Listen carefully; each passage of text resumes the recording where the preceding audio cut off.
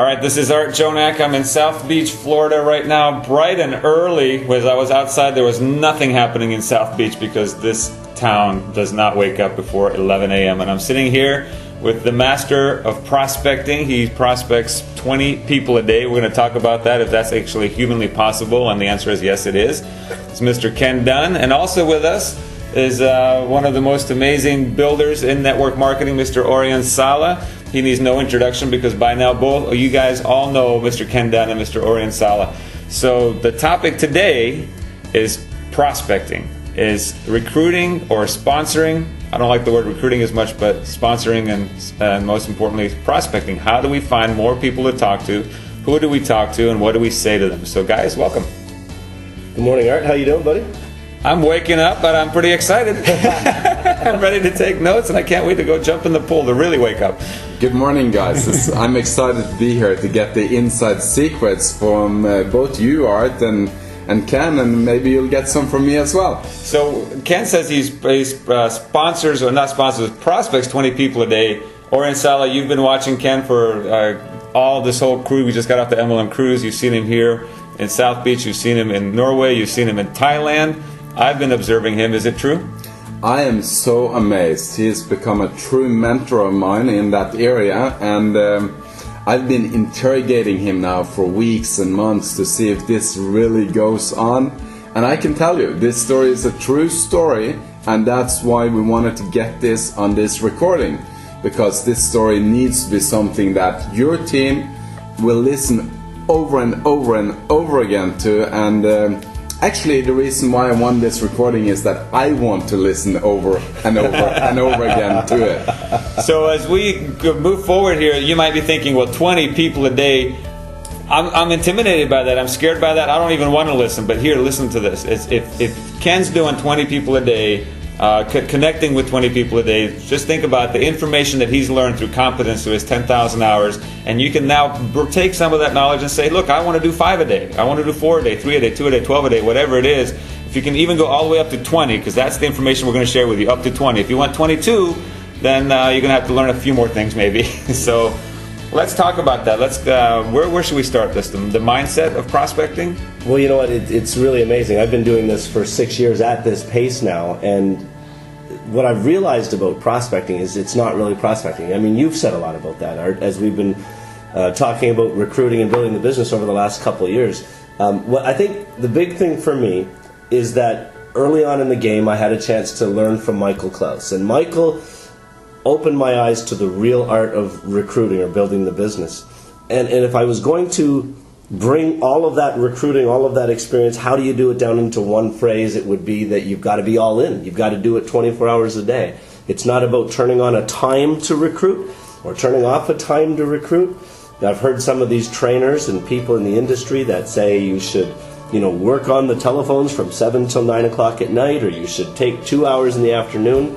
And I don't think any of that works. I think that if I was going to give sort of like a 10,000 foot view of my whole mindset on prospecting, is that I just do it wherever I go. We were down in the restaurant this morning having breakfast, and the waitress that came up to the table, Maria from Peru, she's been here for 8 years, and we started having a little conversation, and I brought up a topic that was of mutual interest. I'd been to Lima once and how that happened. Well, she doesn't realize that yet, but I'm prospecting her. And I'm doing that through building a relationship. And when we're finished this meeting, I'll go downstairs, and as I'm leaving the hotel, I'll ask for her phone number and call her back 2 days from now. So it just happens for me all the time. Yeah, I know. Last night we were at a restaurant called Sardinia. It's amazing food. Wow. And it was actually at the base of the condominium where Randy Gage lives, which is kind of interesting. But he was sleeping because he had to catch a flight this morning to go to Europe, as did Orjan I. But before, you could see, Ken Dunn got up, he spoke with the waiter, he spoke with the staff there to the side. And I know, what was going on is he was building a relationship. As he was getting in the taxi, you could hear him sit down into the cabin, ask the taxi driver, so have you ever heard of network marketing, or have you been involved in network marketing? It's a nonstop thing for you, Ken. Yep. No matter what, you're creating a conversation, you're doing it with a smile on your face, and you're looking forward to the conversation. The thing that amazes me every single time is how you, in 30 to 60 seconds, just gets them smiling and feeling so good about themselves. That is such a key to how you make friendships. Right. You know, I read a book called How to Make People Like You in 90 Seconds or Less. Here's the bottom line. I've been a student of this process. You know, I appreciate being called a great recruiter, but I'm a great learner, I think, if anything. So I read all of Michael Klaus's materials, and I implemented them. And I realized that if you're going to get somebody to join the business, they have to know you, like you, and trust you. And then I read a book called How to Make People Like You in 90 Seconds or Less by Nicholas Boothman. And Nicholas was a fashion photographer who had to create rapport quickly. And in that book, he taught me how to create rapport quickly, how to literally get somebody to like you fast, how to get a smile on somebody's face quickly. And I just implement those skills. You know, here's a really important part of this process. And I know we're going to get into a lot of detail about what actually happens in this training. But I think all of it has to start with a true desire to make friends. The first time I had a mentor in my second year in the business that said, a millionaire in network marketing is somebody with 1 million friends. Now, at the time I heard that, I wasn't really open to hearing that, because I was still in that mindset where it really doesn't matter about friendships. You just recruit a lot of people, go all the time. But that thought in my mind just stuck with me over the last years and has become bigger and more important to me. And I really believe that that's probably the most important thing. If you start off wanting to make friends and wanting to be with people. But when I've been watching you, you just look like this natural friend maker. It looks like you've been born with it. So like my first thought was that this can't be true. I can never be a Ken Dunn because I'm not born this happy, lucky guy that always makes friends all the time. So were you just born in a special city, in a special family? In fairyland. Yeah. No, I was... see, this is the most amazing part of the story. I was a police detective. My first year in network marketing, we recruited a lot of people, the business grew fast, and it crashed even faster because I didn't care about people. All I cared about was how much money I could make. And when my business collapsed, that's when I met Michael, that's when I met you guys for the first time, and started to study everything that you guys talked about, and really fell in love with the idea of having a lot of friends. Well, I'll tell you how it started. In 2004, I lost all my friends. They all left me, so I knew I had to make more. But of all the things I've worked on in my life, I've never had so much fun in my life creating friendships.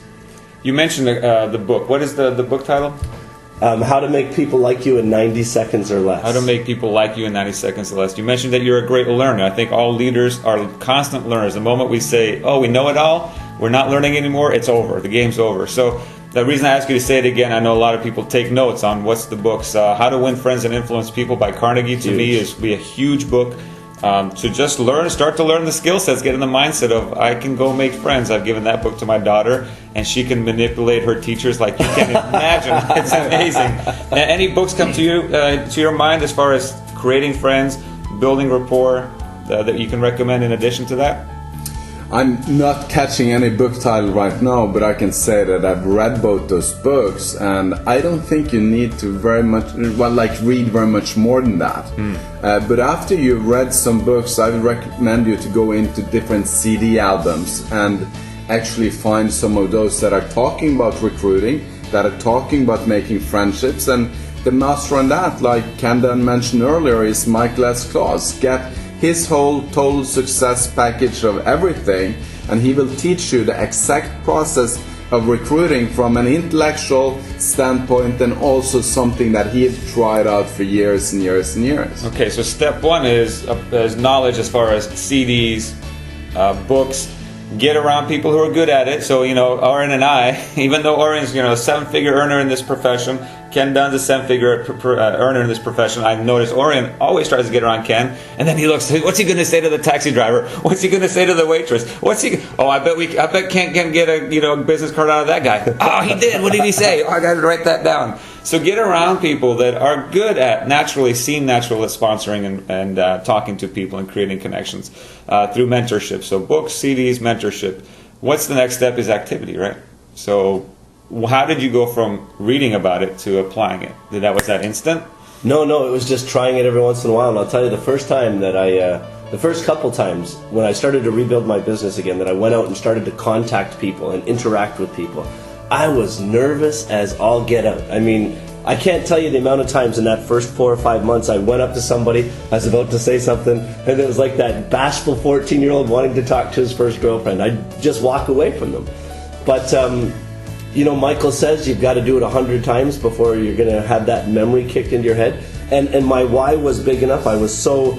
My desire to fix my life and make it better and to make more was so great that I persevered through it. Well, I'm glad you mentioned that, because I think the natural response is we're going to be nervous. As we build this skill set, we're going to get nervous. And sometimes if you look at Ken Dunn, just like you mentioned, it looks so normal to you. But the fact is, even today, maybe there's a point where you're like, a little nervous, I'm done with it, right? So that's normal human response. We just have to work through that. Oh, yeah. You know, the thing that keeps me going every day, or the thing that I realize or remember whenever we get into these conversations, is that the whole art of prospecting or recruiting, it becomes daunting to people. People get nervous about it. I think it's because we call it prospecting or recruiting. Listen to this, and here's one of the things that I talk to a lot when I'm training some of the people I work with on a daily basis. I say to them, let's forget about prospecting. You know, let's totally put it out of our minds, and all I want you to do from now on is go out every day and just make 2 friends. Can you do that?